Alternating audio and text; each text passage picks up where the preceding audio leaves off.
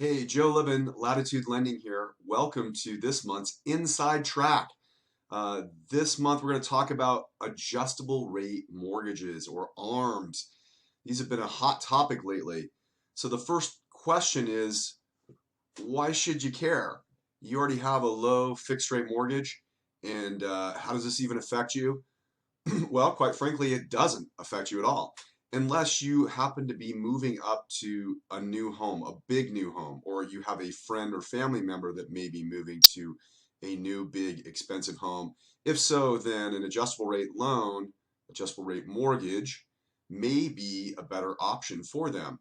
Why is that? Well, mortgage arms right now on the larger loan amounts are about a 0.5% lower on average than a 30-year fixed rate loan. Of course, they can change, but they are fixed for the first either a 5, 7, or a 10-year term. After that amount of time, then they go back, they basically reset to whatever the market is at that time.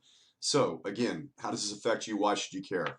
Well, if you're moving up to a bigger home right now and needed to borrow, a fair amount of money, um, the 10-year might be a great way to go. So instead of doing a 30-year fixed, a 10-year ARM is fixed for the first 10 years, and then it's about a 0.5% lower than the equivalent 30-year. Now, at the end of the 10 years, the loan's going to change. And how is it going to change? Well, ARMs today are now tied to what's called the SOFR. If you look at the screen here, the SOFR used to be a thing called the LIBOR, and the LIBOR stood for London Interbank Offer Rate. Well, the English did some shenanigans, and the LIBOR is out, and now the SOFR is in. So what is the SOFR? Right here, if you look on your screen, it is the Secured Overnight Financing Rate. Pretty exciting stuff. Basically, it's just an interest rate that banks and others charge each other to lend overnight to balance their books. So how does this work? What does this all mean? Well, they take the index, which is right now at just over 0.75%, and then they add a margin to that. So this index part is what can change, right? So let's just say that it's this amount plus 3%, just like a home equity line, pretty similar stuff. So if this was going to change and you were looking at your rate today and it was going to change, they would add 3 to this and the new rate would be 3.78491. And of course, they're going to round that up. They usually round it up to an eighth to be at 3.875.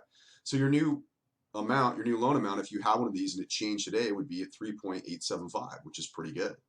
5 years, 7, 10 years from now, hard to say, but this SOFR rate should stay pretty stable.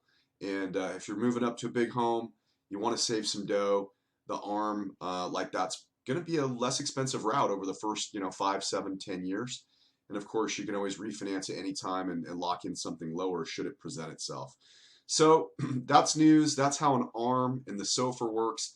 God, if you've made it with me this far, hat tip to you. If you have any questions, give me a call. My number's below. Thanks and take care.